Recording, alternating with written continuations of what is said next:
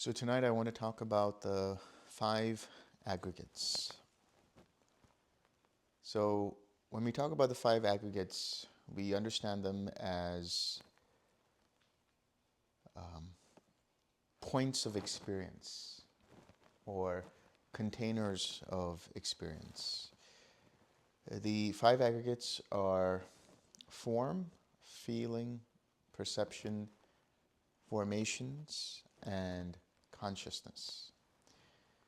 So the aggregates, they come from the word khandhas in Pali or skandhas, which means heaps. So they are heaps of experience that we have. And so the Buddha has categorized and delineated various modes or modalities of experiences through either the 5 aggregates or the 4 foundations of mindfulness, through nama rupa or mentality materiality, which is one and the same as the 5 aggregates, or through the 6 sense bases. You will see in various different suttas that the Buddha talks about these aggregates just directly as they are. In fact, in his traditionally understood as his second discourse, which is the Anatta Lakkhana Sutta, the 3 marks of existence or characteristics of existence are impermanence, dukkha or suffering, and the impersonal nature of things or anatta. And he takes these 5 aggregates as a way of understanding that all of this is impersonal, not to be taken as me, mine, or myself. So he also talks about it in terms of the 6 sense bases. So for example, you have the eyes, so you have the form aggregate of the eye itself. You have the feeling aggregate of seeing. You have the perception aggregate of perceiving what it is that you are seeing. You have the formations aggregate of formations arising from the eye. And you have the consciousness aggregate in relation to the eye, so the eye consciousness. Likewise with any of the other 5 sense bases. So this is what the Buddha gives as a discourse to Rahula, his son, which sets the course for Rahula to become an arhat. So once you really look at 5 aggregates or the 5 aggregates as a process, an impersonal process, then you start to separate the idea of self in relation to all experience. So what is the form aggregate? The Buddha has talked about the form aggregate as gross or subtle, near or far, internal or external. So what does he mean by gross or subtle? When he says gross, he means the physical aggregate. And the aggregate can mean near or far, meaning it could be the aggregate that's this body, or the aggregate that's this table, or the aggregate that's this lamp, or anything that is made up of different forms. If you see a clock, if you see a lamp, all of that is made up of the form aggregate. So a form aggregate is understood as that which is made up of the 4 great elements, in essence. So what are the 4 great elements? You have earth element, which is the solidity. You have water element, which is the ever-changing liquidity of something. You have the air element, which is the gaseous state, and then you have the fire element, which is the temperature of that particular form. So this form aggregate is, in essence, impersonal, right? It's subject to change all the time. If we take a look at our eyes, if we take a look at our body, if we take a look at our ears, nose, tongue, even the brain or mind, it changes all the time in every single moment, dependent upon contact. So because of that contact, a little bit of it is degraded over time. which means that it is impermanent, subject to passing away, subject to change, and it fades away eventually. As we age, our eyes are not as strong, our ears are not as strong, our bodies are not as strong, and so on. So understanding the principle of the impermanence of the form aggregate, which is dependent upon the aggregation or the accumulation of the four great elements. Meaning, if the four great elements start to dissipate, so does that form aggregate. So if we start to see it in this way, then we know that form aggregate is actually dependently arisen, which means that being dependently arisen, when you take away the causes and conditions, it is subject to change. It will either disappear or it will transform into something else. And that is why we say it is impermanent. Being impermanent, it is subject to suffering. That which is impermanent is suffering, ultimately. Even if it is a pleasurable form that your eye makes contact with, even if it's the most beautiful object in the world that you see, it is still impermanent, and therefore, when it changes, it is liable to cause suffering. No matter how much happiness it gives you in this moment, it will change, and therefore it is subject to suffering. Now, when we talk about anatta, what does that mean, anatta? It actually means, or comes from the Sanskrit, anatman, atman.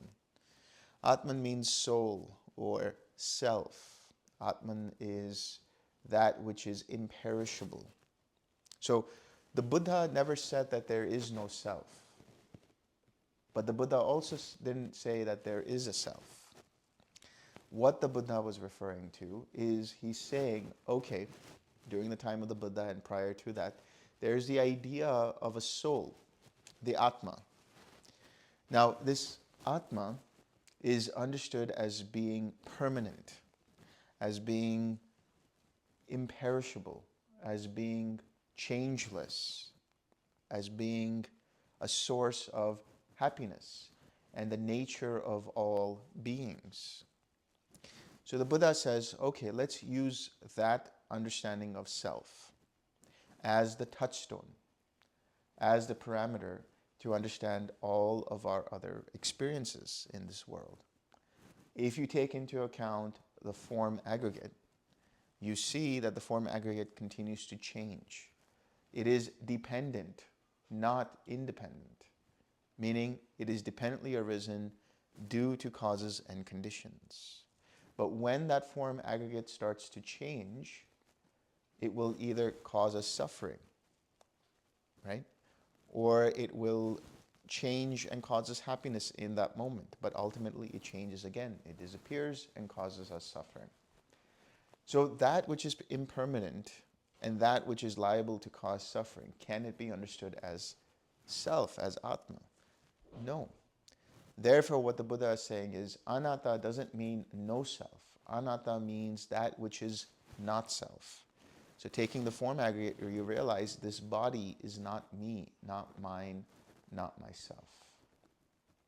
My body, or this table, or this lamp, or your body, or the body of the devas, the body of the brahmalokas, the bodies of the hell beings, animals, all forms are not self. They are not me, not mine, or not myself. So that's the form aggregate. Then we have what's known as the feeling aggregate. What is feeling? Feeling comes from the word Vedana, right? Veda, which means knowledge, to know something. So it is the experience of something. Vedana is an experience. This word feeling can give the confusion that it means that it's something emotional or hedonic. No. The hedonic idea of that experience as being painful or pleasant or neither painful nor pleasant is actually related to the perception aggregate, which we'll get to in a bit. But with the feeling aggregate, what it is any kind of experience that you have through any of the six sense bases. So what is feeling? Feeling is seeing. Feeling is hearing. Feeling is smelling. Feeling is tasting. Feeling is touching or experiencing. Feeling is thinking. But the feeling aggregate itself is dependently arisen. Dependently arisen by what? From what? Contact. What is contact? Contact is that process in which the sense base and the sense base object make contact, giving rise to a corresponding sense base consciousness. These three constitute as the sense base contact, which gives rise to some kind of an experience, the feeling. Understanding it in this way, we see that with feeling being dependently arisen through contact, when that contact ceases, in other words, we pay attention to something else, then that feeling or that experience also ceases. Therefore, it is understood as being impermanent. All feeling, all experience is impermanent. That which is impermanent, if it is a pleasant feeling, if it is a feeling that causes joy and happiness, when it fades away, what does it leave in its mark? Suffering, dukkha. Therefore, all experience, all feeling, whether it's the feeling of eating and enjoying your favorite piece of food, or being in the most supramundane state of a jhana, being in the highest levels of meditation, or enjoying just sitting in silence, all of that is feeling. All of that is experience. And therefore, it is liable to change. Therefore, suffering. And therefore, not me, not mine, not myself. Now, what is nibbana? Because nibbana is the nibbana dhatu, which is what the mind makes contact with. So in that sense, nibbana can be seen as an object, but it can also be seen as a process that the mind experiences as a feeling as a result of making contact with it. But nibbana itself is not to be seen as an experience. So, when somebody asks Sariputta that you seem quite happy, why is it that you are happy? And he says, because I have no feeling. There are no feelings present right now. And that is nibbana, right? That is vedana nirodha, bhava nirodha, tanha nirodha, and so on. And so the other person asks Sariputta, but then how could that be considered happiness? How could that be considered blissful? He said, it is because there is no feeling that it is blissful. Meaning, because it is unconditioned. There is no experience going on. That's why it's blissful. So, any experience that you have should be seen as for what it actually is, which is, it is impermanent, liable to change, liable to cause suffering, and therefore not me, not mine, not myself. This understanding alone for all experience, which means all experience that you're having, if you see it as a full experience, as something that you fully engage with without the sense of I. So in other words, there is just the feeling, then there is no suffering. There is the wonderful sutta that is the Bhaya Sutta, right? Where Bhaya goes to the Buddha and asks the Buddha, give me a discourse that can make me understand the cessation of suffering very quickly. And what does the Buddha say? Come back later, I'm on my lunch break. And so Bhaya asks him 2 more times, and as it would be when you ask the Buddha for something 3 times, he's bound to give it to you. So what does the Buddha say? Bhaya, you should understand it in this way. In the seeing, there is only the seen. In the hearing, there is only the heard. In the sense, there is only the sensed. In the cognizing, there is only the cognized. When Bhaya, there is no you in that, then there is no you by that. When there is no you by that, then there is no you after that. Just this is the end of suffering. In other words, all the experience that you're having, seeing, hearing, tasting, touching, smelling, thinking, if you do not implant a sense of I into it, then no suffering will arise. Do not take any experience personally. Don't take any experience as me, mine, or myself. Once you see this, then all experience is fading away without any kind of craving hooked into it, any kind of clinging hooked onto it, any kind of being hooked onto it, which can lead to birth of further karmic action and therefore lead to further suffering. When you understand this principle alone, that in itself, right, when you have unmuddled mindfulness of the present moment, this is what it means. Mindfulness of the present moment means that you're experiencing everything as it is without projecting I onto it, without saying this is me, this is mine, this is myself. It is just an experience. It is just a process. When you see it in this way, then you are free of all suffering. That is the key. So then you have tied to that feeling what is known as perception. Perception comes from the word sanya. What does sanya mean? Sanya means to recognize something, to recognize something. So the first time you see the color red, you cognize it, you understand it, and you learn that this is what is known as the color red. By labeling it the color red, now it is in your memory. Being in your memory, every time you see the color red, you perceive it as red. Likewise with everything else that you've learned. So perception is rooted in memory and concepts. Perception is that which labels things. Perception can lead to suffering. The perception of anything can lead to suffering. Why? Because perception is tied to feeling, and feeling is dependent upon contact. When that contact changes, so does that feeling. When that feeling changes, so does that perception. Your memories themselves are impermanent. They are liable to change depending upon your mood and your mindset. You might have a bad memory, but if you are in an uplifted mood and you think back on that memory, you might be more forgiving about it, more accepting of it. You might have a good memory, but you might be in a bad mood. And you think back on that good memory, you might try to look at all the bad little things that you could bring down from that memory. So memory and perception, these are closely linked, right? Perception comes from that memory. And if memory changes, so does perception. Perception, therefore, is impermanent.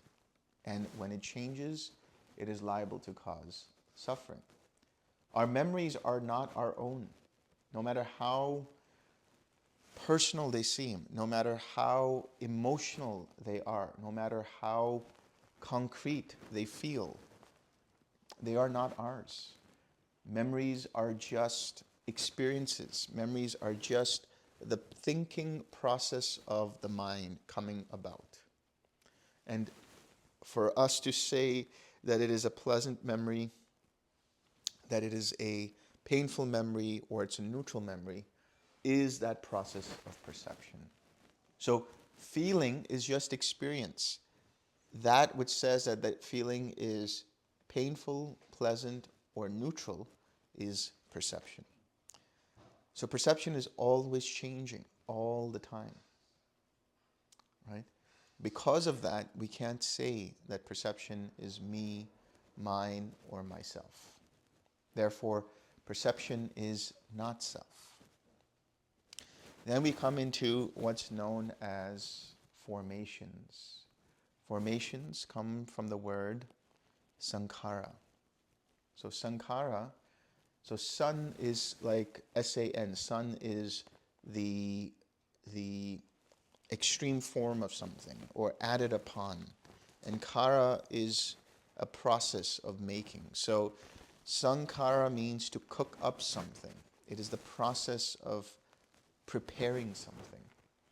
So these are percolations, formations, mental constructs that come about in the mind. So these sankharas are threefold. We have the bodily sankharas, we have the verbal sankharas, and we have the mental sankharas. Bodily sankharas essentially are to do with inhalation and exhalation, with the processes of the body. When we intend to move in some way, or breathe out, breathe in or breathe out, that is facilitated through the bodily formations. Verbal formations allow us to think and examine something. So verbal formations allow us to think and examine and then break out into speech. So for example, you want to say something to someone, there's a process of reflection of what should I say to this person? How should I say it to this person? All of this is facilitated through verbal formations. Then you break out into speech and you say what it is what you want to say. Mental formations allow us to feel and perceive, whether that feeling is to see, to hear, to smell, to taste, to touch, or to think. All of those are facilitated through mental formations, because ultimately, whatever it is you are receiving in terms of sensory data, all of that then comes into the central database, which is the mind, which then takes that and interprets it as perception and provides some kind of an experience. That is why mind is chief. Mind is the forerunner of all states. Therefore, mental formations facilitate the processes of feeling and perception.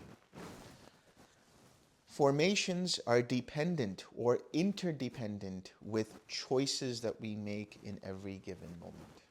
They are interdependent with the inclinations that we have, the intentions we have. So if our intentions are generally wholesome, then the formations that continue to arise are generally wholesome. If the intentions are generally unwholesome, then the formations that arise are generally unwholesome. But that doesn't mean that just because they arise, we automatically go in that particular direction. Because of new information, such as the Dhamma and understanding of Sila and so on, we can say, this doesn't align with my understanding of the Dhamma. I am going to, in that moment, make the choice to let go of the unwholesome and replace it with the wholesome. Every time you do that, you are grinding away at the unwholesome formations and replacing that with wholesome formations. At the level of the brain, what that means is you are pruning the synapses that cause you to make the almost automatic choice towards an unwholesome state. And you are strengthening certain synapses that, or creating new synapses that allow you to start to incline towards the wholesome. So the idea here is, or the question that would arise is, do we have free will or do we not? No, we do not. We do not have free will. Every intention that is there is always conditioned by some kind of factor. I'm being intentionally silent here because I want that to sink in. You do not have free will. What you do have is free won't. Which means what you will not do. Right? Because you always have the choice in every moment, based on the conditions that are present, to say, in the very, very last moment, to say, no, I'm not going to do that. I'm going to change. I'm going to do something else. So what you do have is a conditioned intention, a conditioned will, conditioned by various factors, environmental factors, behavioral factors, genetic factors, things that you've learned from your parents, things that you've learned from your grandparents, things that you see out in society, things that you've seen on television, and so on and so forth. All of these things, along with evolutionary psychology and so on, all of that has an effect on the choices that you make in every present moment. However, there is that part of the mind that is able to say, I'm choosing not to do this based on new information, based on your understanding of what seems wholesome and what seems unwholesome. So formations continue to change dependent upon choices we make in every given moment. And that is why formations are also known as the carriers of karma. That is to say, they are karmic facilitators. There is a contact that arises with the external world. This feeds back into the mind to bring up certain formations that allow us to experience the world because of that karma in a certain way. In that process, at that point of experience, we now have the choice to say, this experience is me, mine, or myself, and take it personally and crave more for it. Or we can choose to let go of taking it personally and allow that process to dissipate. So what does this mean? Everything from ignorance all the way down to experience, all of that is inherited karma. It is old karma that arises dependent upon choices we've made in the past. Now, we can choose, by taking it personal, to crave more for it, to have aversion towards it, or to identify with it, and then cling to that and make rationales for why we think we want it, or why we think we don't want it, or why we identify with it, which then gives rise to becoming, which is, I am this, right? It's the habitual tendencies that then incline your mind towards a certain karmic choice that further propagates that particular karma, that further propagates that particular kind of suffering. So that choice in every moment is present in where you can either say, I'm choosing to see this as impersonal and letting it go and accepting things as they are, or I'm choosing to hold on to it, wanting to change the present moment, cling to it, and cause myself more and more suffering. But this is all facilitated through mindfulness. Awareness of things as they are right now, right here, in the present moment. Once you have that, and with all of the other tools that you are cultivating through the meditation practice, using right effort, using the 4 R's or the 6 R's, whatever you want to call them, this all is present for you, available to you in that moment. And if you just give a pause in that moment before reacting, this gives rise to the response towards what is happening instead of reacting to the situation. Every time we have reactivity to a situation, every time we react in a way that causes us to cling further, we are causing more suffering. But if we have that pause that gives time for the mind, or the capacities of the mind that have wisdom and compassion to arise, to be able to say, no, this is not the right choice, or no, I should not do it this way, or this is what I should be doing, or this seems most appropriate in this particular instance.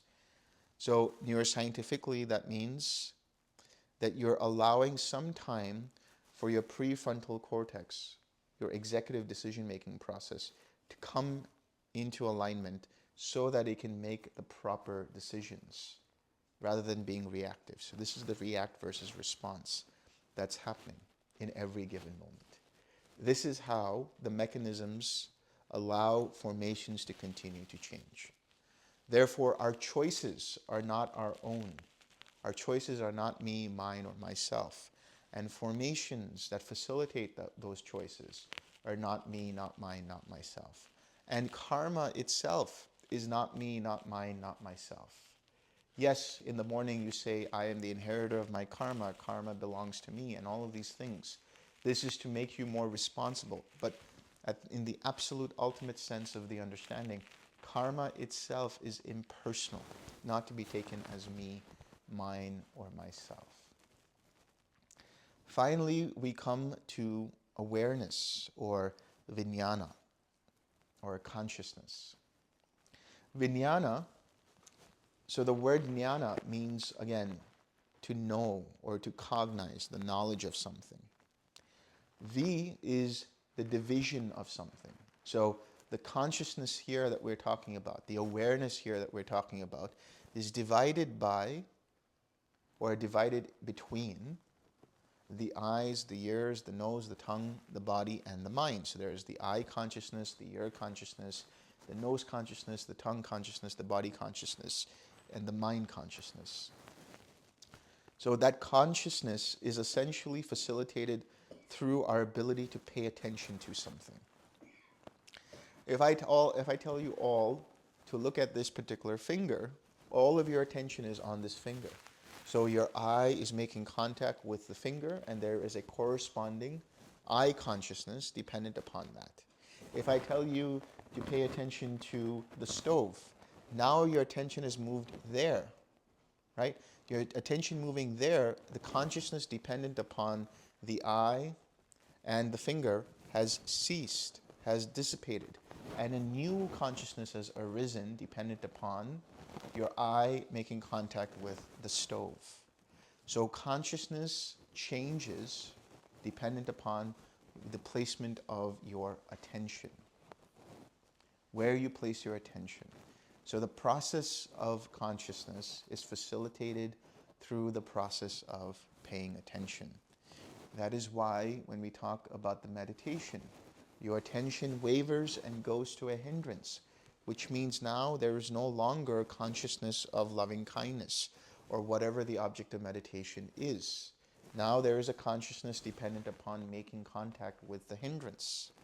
But that hindrance being an experience, being a feeling, is old karma. How do you choose to deal with it? Do you fight it? Do you hold on to it? Do you push it away? What do you do with it? Or do you accept it as it is in the present moment and choose to just let go of identifying with it and then return back to your object, which means now the attention dissipates from the hindrance and comes back to the object. So all consciousness arises dependent upon its fuel, that fuel being any kind of an experience, that experience being facilitated through any kind of contact.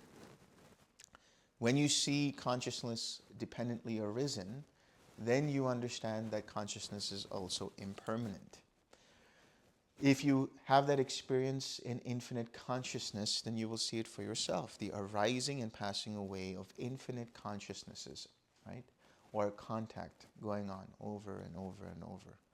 Seeing that, you see that it is tiresome and therefore dukkha. Seeing that, you see there is no controller here and therefore it is impersonal. It is not me. It is not mine. It is not myself. So these 5 aggregates, when they are explored in this way, when they are understood in this way, the mind becomes disenchanted with them. What does it mean to be disenchanted with something? What does enchantment mean? Enchantment means to be caught up in something, right? To believe in the magic tricks, to get caught up in the magician's tricks, right? But disenchantment means now I see you for what you actually are. You are not me. You are not mine. You are not myself. This is not me. This is not mine. This is not myself. This leads to that disenchantment, which means no matter what arises, no matter how much formation arises in the meditation, no matter all the different activities that are happening around you, you remain disenchanted from them. You are no longer interested in them. You are no longer caught up by them, right? You have had enough of them. This disenchantment leads to dispassion. Dispassion means no more passion. There is no more desire for that particular experience or for that particular state. The mind is in a bubble, remains completely unaffected by whatever is occurring, by whatever is arising, by whatever is passing away. That dispassion then leads to vimutti, which is the liberation of mind in that moment, the cessation of all suffering. So when you start to experience the five aggregates in this way, that doesn't mean you have to investigate only. That doesn't mean you have to analyze only. That doesn't mean you have to reflect on it only. That is a fool's errand, because you keep doing that and all you're doing is engaging in the thinking mind. That's all you're doing. It's more about seeing it for what it actually is in every moment, and understanding, oh, there is a separation point here. It is not me, it is not mine, it is not myself. Because if you say it by rote, oh, this is not me and this is not mine, this is not myself, it's just a mantra in your mind. It's not going to get you anywhere. But if you actually see it just being available to the moment, then you are able to let go. And in letting go, you have liberation in that moment. So this is the way to see the five aggregates. This is the way to detach the clinging in relation to the five aggregates. What does it mean when we say the clinging in relation to the five aggregates? Because that is a question that is asked in the suttas. Is the clinging the same as the five aggregates, or is the clinging different from the five aggregates? And the answer is it's neither the same nor different. Because if it was the same, if you cease clinging, you cease the aggregates. But if it was different, then it means that once you cease the clinging, then the aggregates continue on their own. In reality, the clinging is in relation to what the mind attaches the sense of self to.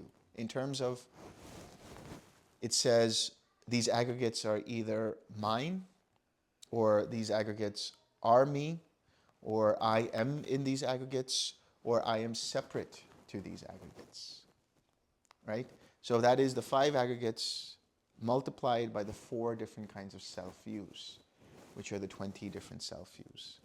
So that is the clinging that we're talking about. Right? So the 5 aggregates themselves are impersonal. So too is the clinging. But the clinging itself needs to be weeded out. Once the clinging is weeded out, then you see the 5 aggregates for what they actually are. Now there is no more taking things personally. Now there is no more being, because that is another question. When we talk about being, how do you define a being? And the Buddha says, whenever there is some karmic engagement, or whenever there is an identification with one or more of the 5 aggregates, there is said to be being. So the destruction of being, the letting go and extinguishment of being, is the letting go of taking the aggregates personally. So just this understanding will liberate the mind. But in order for that understanding to arise, it requires the Eightfold Path, which includes samadhi, which includes right collectedness, going through the jhanas and seeing for yourself how this process works. This is why when I say the mind is your teacher, it means that your mind is showing you how this process works. You have to just be open and observe like a scientist, this is what's going on. But that doesn't mean that you're observing from the sense of an observer. There is only observing happening.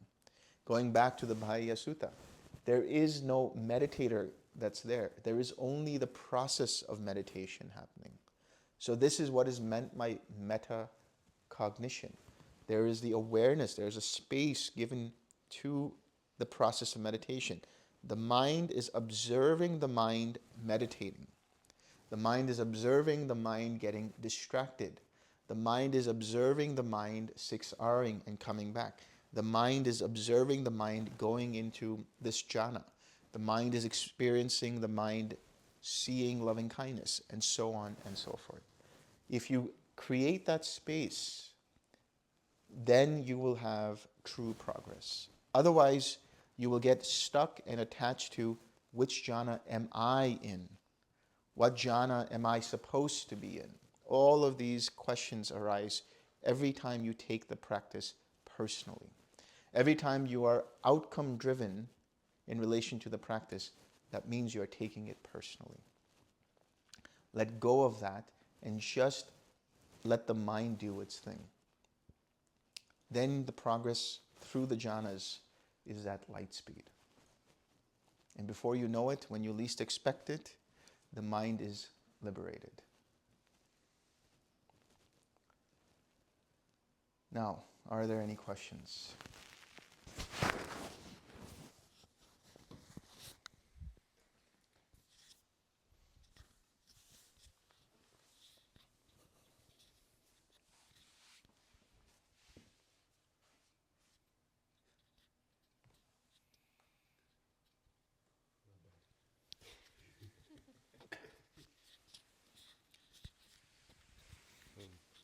Thank you. It's such a fascinating teaching, and this sort of the thought of how does one approach that on a moment-to-moment basis when it's so kind of counterintuitive to our conventional way of seeing the world. So I don't know. Let's say I'm thinking, this is not me, this is not mine, and then somebody steps on my foot and breaks my toe. And in that moment, my subjective experience will be, that's my foot, and you stepped on it. So I'm kind of assuming that a fully awakened being would experience, pain and shock, but would not be going, that's my foot, and get off it, or I'm going to punch you. So I mean, there are times when it's like, hey, that's my piece of chocolate. And then it's like, what? And just hearing that could turn the mind around, and there'd be like an experience of letting go of self. But that's kind of like winning the lottery or something in a certain way, right? Yeah. So I wonder if you could just speak to how to approach this on an ongoing basis. So a couple of things. In Majjhima Nikaya 22, the simile of the water snake, the Buddha actually addresses this. And what he says is, if you look at the grass outside, he's talking about, he says, and if someone were to burn up that grass, how would you feel about it? And they would say, we wouldn't feel anything about it because it's just grass. That's the same way you should see the five aggregates, he says. This is not mine, this is not me. So if it happens, it happens. But of course, subjective experience, it is painful. So how do you deal with it? That's where the two darts understanding comes to be. The first dart is the pain itself, the physical pain or whatever the experience is. The second dart is the implanting of I in relation to that pain and becoming enamored or enchanted or affected by that pain personally. So for the fully awakened being, they have the first dart. They are subject to pain, they're subject to all kinds of experiences. But there is no second dart which says, why did this happen to me? Why am I experiencing this? How dare they say that to me? And all of these things. The reactivity to the experience goes away. So I just had the image of you're in a fender bender and you're about to get out and go, oh, too bad about that. Are you okay? But then the ambulance chaser shows up and says, that guy was in the wrong. We should sue that guy. And suddenly the mind goes off on the story. That's right. It's kind of like that, right? That's right. Yeah. Interesting. Thank you.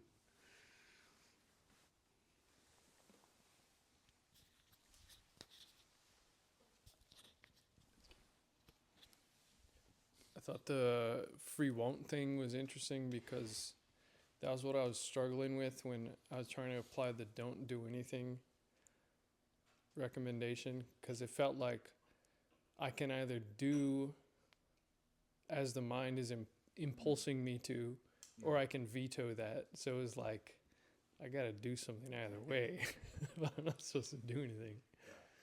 So interestingly, I don't know if I was applying this correctly, but I remembered your analogy of the flashlight, and then at the end it's just pointing at nothing. And so when I was in quiet mind, I tried to apply that, and the way I thought of it is like, all right, I'm just going to try and point the flashlight in the same direction. So in terms of like doing something, that's what I did. I didn't do anything except for that of just like, let me just try and keep my attention on this, in this same direction, and then that worked. Yes. Yes, Okay. because you weren't looking at anything in particular. It was just going in that direction, but not in anything in particular. Yeah. Another thing on that note, after that, well, it's kind of gone away now, but for a while after that session, it felt like I had that. Usually when I'm going through the jhanas, I'll have these different, especially in the later jhanas, I'll have these different points of tension in my head or in my neck or something, and then they go away when I finish the sitting. But then this time they were still there, and it felt like I was still kind of in jhana, but it was mostly like head and neck tension. So I also get a lot of tension in the eyes. I think I know what you're going to say, but do you have any other tips on on how to not get so much tension?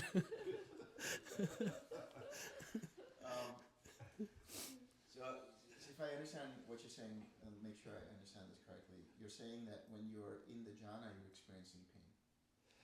Not pain. It's just tension. Like especially when I was moving towards signless, I felt like there was a bunch of pressure building up in my eye.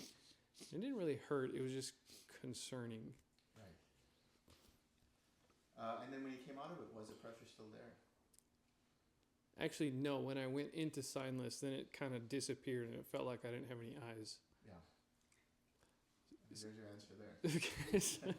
I just gotta keep going. Keep going. You know, it could be meditation. It could be mental. Like it's a psychosomatic experience. It's not necessarily physical. Okay. Kind of like an anticipation thing or something like that. Yeah. Okay. All right. Thanks.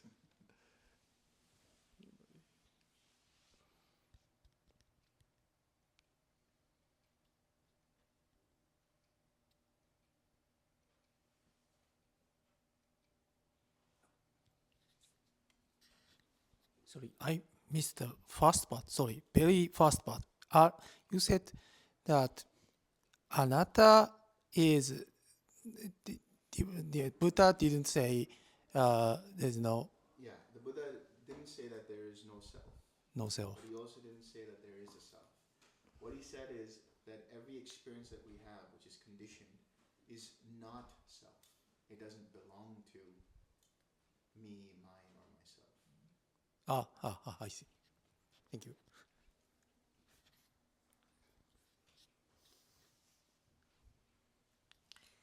I kind of missed the chocolate cake example. There's a lot of videos on it, so you can Yeah. No, I'm wondering whether if you can repeat that, seeing the chocolate and all the way through, but come back with how that triggers you to pick up that chocolate cake. watch the videos, you'll see that. Okay.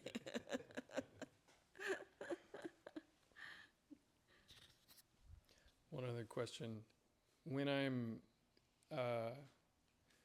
thinking about it, and I'm just thinking about it, and I'm not in meditation, I have this fear that if I achieve some level of awakening, then I'll be totally different, and I'll lose all my aspirations, and I'll just kind of throw away my career and all that. But then when I'm meditating, none of that really pops up. Yeah. So is it, do I need to worry about it, or should I do something about it, or can I just forget it? Yeah, you think about all of those thoughts that arise. What are they actually? They're just thoughts. They're thoughts arising from a sense of identity, right? It's saying that if this happens, then I lose my identity. But when you're in meditation, all of those thoughts cease naturally because your mind is very collected. So those thoughts are arising due to a mind that might not be collected in that moment. And as all of these worries due to or stemming from conceit, the image of the self. But if you take that away and you just continue meditating, like I said, you can't accidentally become fully awakened, right? So you let go, you let go, you let go, but if there's still something that's still being held on to, and it will prevent you from going further. But you think about how this process works and what it changes. What it does is, as you get closer and closer to being fully awakened, your life starts to become supportive of the Dhamma, one way or the other. Like maybe once you become a stream enter, you become more generous towards monastics, or you become more generous towards causes in relation to the Dhamma. When you become a Sakadagami, maybe you become a little bit more interested in listening to more Dhamma talks and so on. When you become an Anagami, maybe that's when you choose to actually become a meditation guide or something, you know? Or maybe you incline your career towards meditation. You incline your career towards how you can facilitate people to know more about, you know, Buddhism or the Dhamma. And when you become fully awakened, you don't want to do anything at all. So, you know, that's why I say being a fully awakened person means that you are the ultimate slacker. Right? Nothing wrong in it.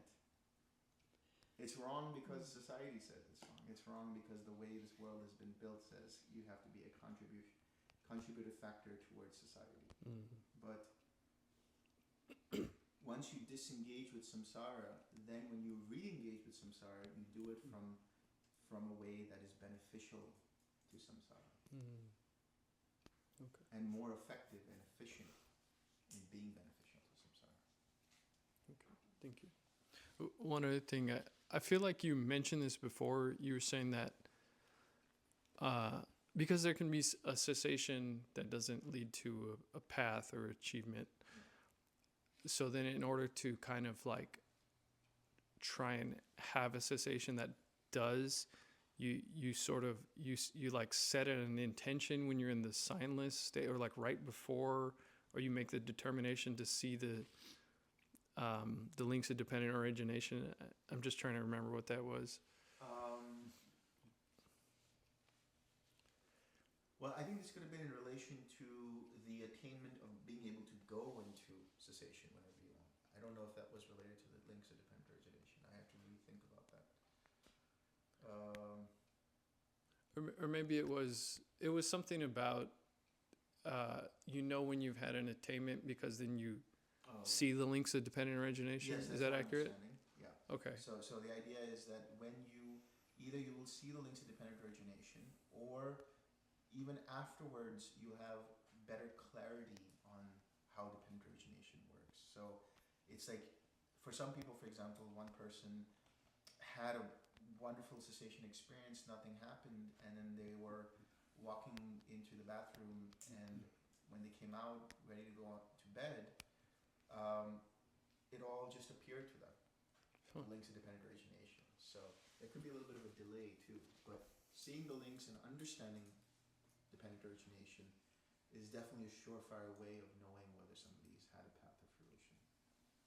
Okay, thank you.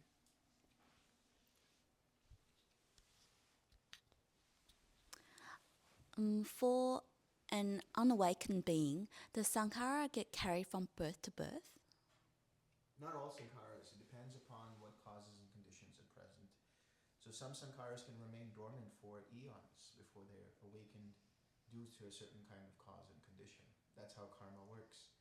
You think about karma like different kinds of seeds. You have an apple seed, you have an orange seed, you have a watermelon seed. And by the nature of that particular seed, it will germinate at a certain point in time, and it will come to fruition at a certain amount of time. But if there's not enough water being given to the apple seed, or not enough sunshine being given to the orange seed, but everything is proper in its right way for the watermelon seed, then the apple seed might grow slower or might not grow at all. The orange might grow slower or not at all, but the watermelon will come into full fruition. In the same way, that works for karma and by extension for sankharas. And can you please comment on how does that, like the mechanism of how that happens from one birth to another? Like what, you know, as you mentioned, the seeds, like say, symbolically speaking, that they get carried into the next birth, but through what? Through craving. When there's any kind of attachment or identification in that moment, it will awaken or activate certain formations, which will give rise to a corresponding consciousness, which then transfers all of that into the next life. So in between birth, that process can happen. There can be Before craving. birth and no, before the death of that being, at that moment of death, that's that reaction that that being has at that moment of death is what determines what formations come into being and what formations are taken into the next birth.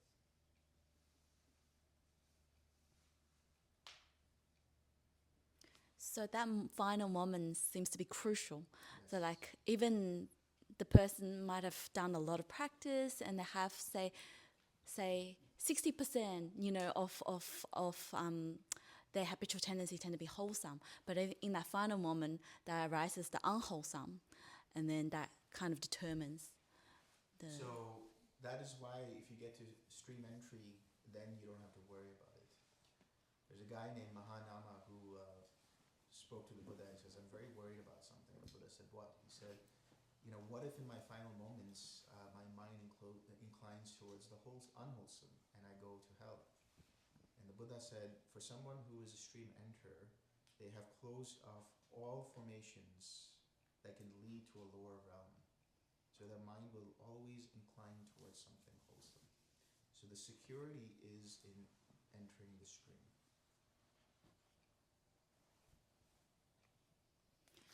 So does that mean for stream enterer to confirm their stream enterer in their day-to-day life, their mind wouldn't incline to anything unwholesome?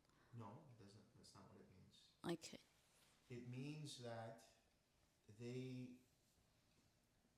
will maybe take something personally for some time, but because of the intelligence of the Dhamma, the wisdom of the Dhamma, they will let go of it. They'll say, no, this doesn't serve me, so I'm choosing to let go of taking this personally in this moment. So they will respond wholesomely. Okay. No, thank you.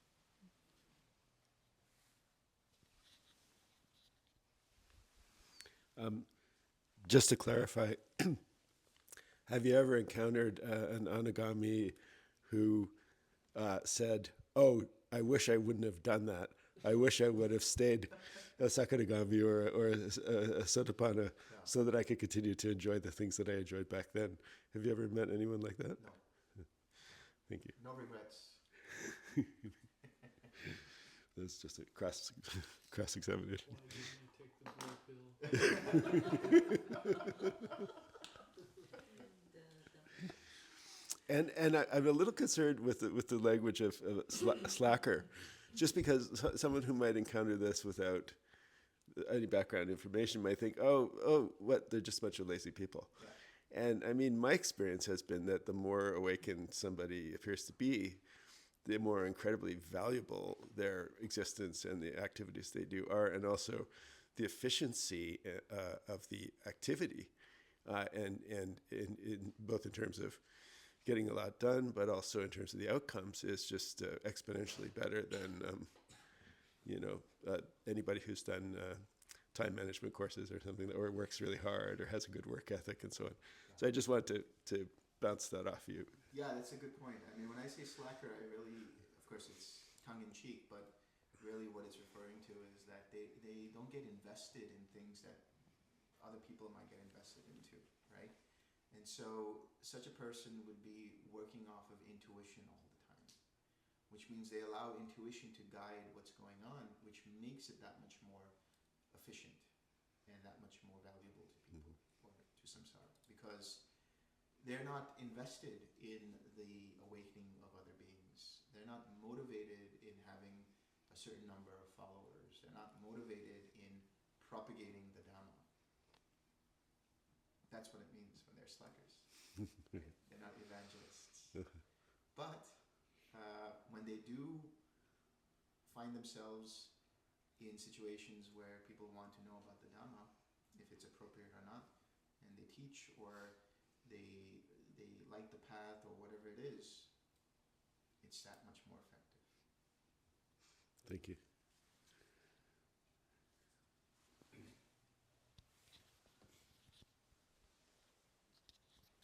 I just want to say, John, those are only the people you've met. Or you think you've met. What about the ones that are really You can never slacker? be truly sure. What's my evaluation of a slacker? Definitely my work ethic, I guess. Was it? Do you have a question? I was just gonna ask, wasn't there something or other Buddha who didn't actually want to teach anybody? And he Yeah, just, that's the Pacheka Buddhas. okay. Yeah, they're the Buddhas who basically stay in the cave, stay in the forest, and don't actually teach the Dhamma. They just chill, They just chill. slack. They slack.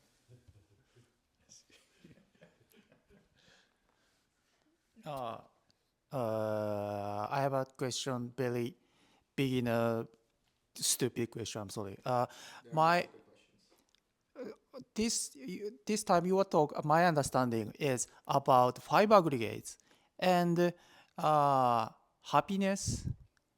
And actually, I have some hesitate to have loving kindness idea while during the meditation, because I say, okay, may I be happy? Okay, but actually, I know according to the Dhamma, there is no me, and actually, what I will get, the happiness that I will get from this meditation is different from what actually my mind wants. So I'm feeling I'm kind of lying. so I have some hesitation, but one of them would be such kind of thing. But do you have some recommendation? Yeah, so one of the things you have to understand is when we say happiness, right, there is an idea of happiness. But when you come to true happiness, it is not within the realm of concepts that are there in the mind. So you can only engage in concepts. Your mind can only engage in the idea of what happiness means. Happiness can mean an exuberant joy. Happiness can mean satisfaction and contentment and tranquility and serenity and all of it. So everybody's definition of happiness can be whatever it is. And that's fine. And all beings be happy is your definition of what happiness is. The ultimate happiness, which is nibbana, cannot be defined. It is undefined, undefinable. It can only be pointed to by certain concepts that only point to, the borders of that ultimate happiness. So you're not lying to yourself. Thank you very much.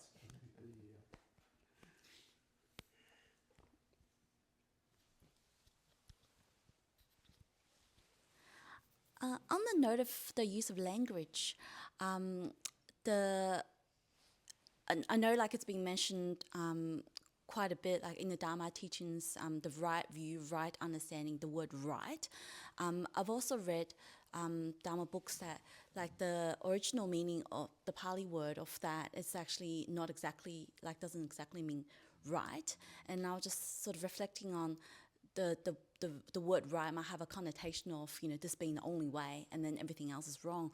What's your can you please comment on that? But that is true according to the Dhamma.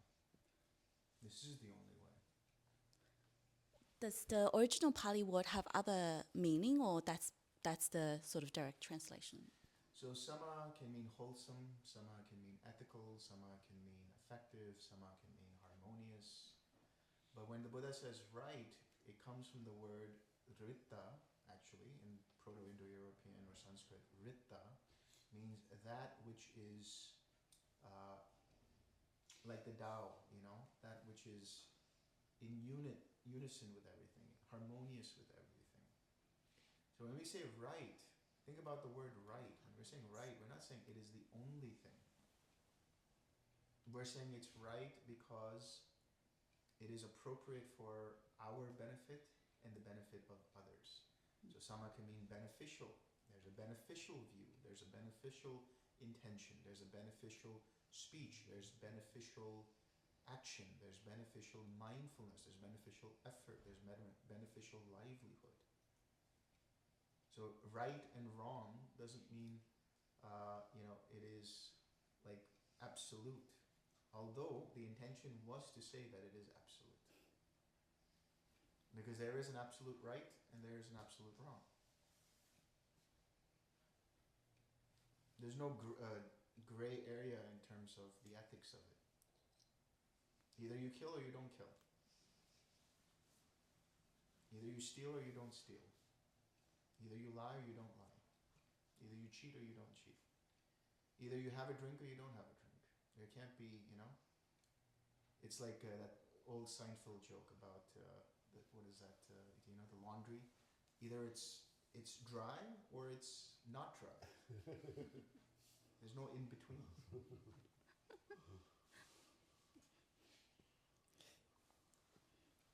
Thank you.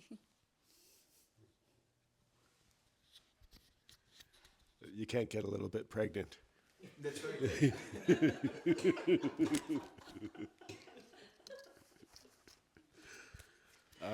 Okay, I'm now going to my list because I have a few. So I have a very, first I have sort of a easy question. Just because this affected me personally, the Bodhisattva vow and the idea that if one has a Bodhisattva vow, then that could be an obstacle to experiencing, attainments in this life. And so I've heard two answers from you about that, and I'd like to just sort of hear them together at once. What were the two answers? Do you remember? Yeah. So one was that, well, in order to actually have an effective Bodhisattva vow, one has to take the vow within in the presence of a living Buddha, right? And I think the Buddha also has to make a prediction that will be true. And the second was it can be an obstacle if you make it an obstacle. Right. So that second one is interesting to me because, and I think it speaks a little bit to Joseph's question, thoughts that we have that could prevent us from progressing because we have a view about ourselves or our practice that just doesn't include that ability to awaken. People who believe they can't awaken, even though they try really hard. Yeah. I think related to that is the bodhicitta, right? Mm-hmm. The bodhicitta is the impulse towards awakening. And I think this is a matter of semantics and understanding of what bodhisattva vow actually means, because I think one interpretation is that it means that I will not be awakened until all beings are awakened. But I don't know if that's actually the vow. Perhaps it's a different vow, because in other traditions the vow is I will strive for my awakening and help others in the attainment of their awakening. I think that's a more sensible vow. Because the Buddha himself, if he was a bodhisattva before he became a Buddha, would have had to wait until all of samsara was fully awakened and then become awakened. And if that's the case, what's the point of becoming a Buddha? So, also that other first part of it, I tend to also see it in that way, which is that you have to be in the presence of a living Buddha. And the Buddha has to be able to see if you have the capacity to actually go all the way and then say, yes, it can be done. So I think the bodhisattva vows that are done in certain traditions could be seen as bodhicitta, which is the impulse or the dedication for the mind towards awakening. That might be the better way to look at it. Thank you. I heard one person say that it's actually, we're taking this all too literally, and it's kind of poetry, like it's the heart's longing to help. Right. That makes this grandiose statement Right. that just draws us towards. Does that reflect your? I think that's a good way see. of looking at it too, because it's like, yeah, I would like other beings to also be happy and awakened, right? I think adding the idea that before I'm awakened, I will make sure other beings are awakened. That comes from the ego. That's a big, hubristic statement. So. Thank you. And this is sort of pertaining to what you mentioned a bit ago. The idea that like there can be like an attainment and like the fruition, but then there seems to be a kind of fruiting, as Laurie was calling it, in which like over a period of weeks, months, maybe I don't know, years could be. There's not even an integration, but there's a kind of the activation of those qualities from that attainment, so that one might realize like a sila is coming at one in a completely new way that wasn't there before, and that takes time to actually manifest. So this idea of attainment, of like, it sounds almost like a gradual path in a way, in the sense of an attainment even being happening over time. Could you speak a bit to that? Yeah, I think that's very valid, because in the suttas also it talks about the gradual process of awakening, right? So the gradual, like coming to the path, means that you're walking on the path towards arahatship, right? Or once you attain arahatship, there's a fruition that goes on, or any of the different paths. So there is walking, which is the actual process of attaining, and then being attained, which is the fruition. And that can happen immediately, like there can be a path and then there can be a fruition. But general examples in the suttas talk about, or I should say major examples, or most examples, are of a gradual kind of awakening, a gradual kind of process. That's why when you look at Upanisa Sutta, you have the different kinds of factors that lead to that liberation, but it's not a one-stop shop. It's like you have to do that, and then there's another level that you have to uncover, and another level you have to uncover. But in terms of the fruiting aspect, I think when you talk about like sila or cultivating more samadhi, that happens due to causes and conditions. So you might have the fruition, which is the destruction of the taints and so on. Right. But the cultivation of psychic powers, for example, might be something else. Or the cultivation of certain meditative attainments might be something else. So those are all practical processes that you can cultivate. But is it necessary? Well, it's added on to it, let's say. Thank you. Thanks.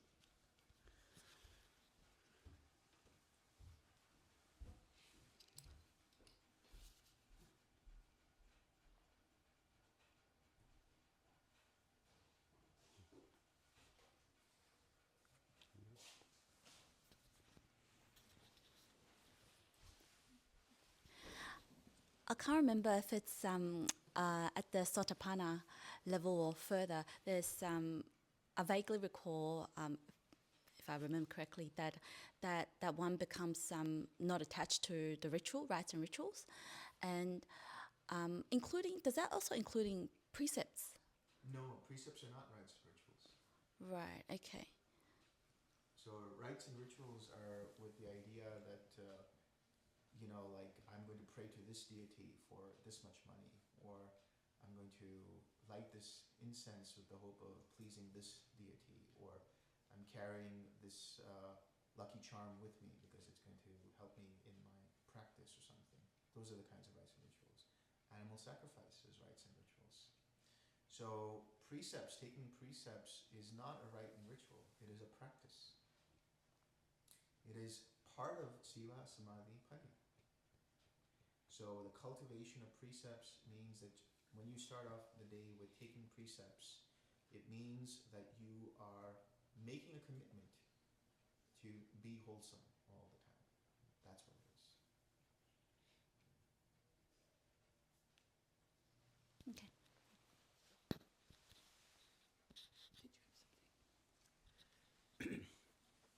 I have a story that I heard about recently. It was to the point of do we practice now or do we wait and practice later? There was a young couple that met and they both became Buddhist together, and they decided, well, we'd like to ordain, but wouldn't it be kind of fun to have a married life for a while? So they got married, and they were very, very happy together.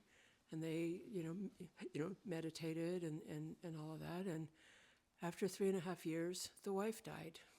And then the husband ended up a year later going ahead and ordaining. But his wife, we don't know whether she will ever have another chance in the human realm to see the Dhamma. It's just a cautionary tale. You take your chances when you gamble like that, I think. And it's a choice you have to make.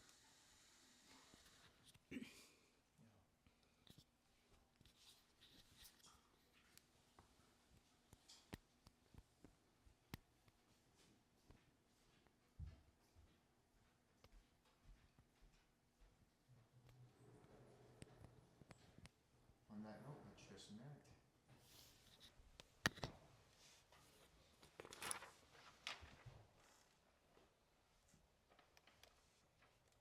May suffering ones be suffering free, and the fear-struck fearless be. May the grieving shed all grief, and may all beings find relief.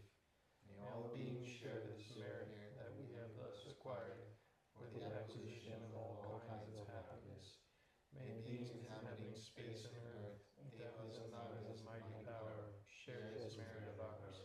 May they long protect the Buddha's dispensation.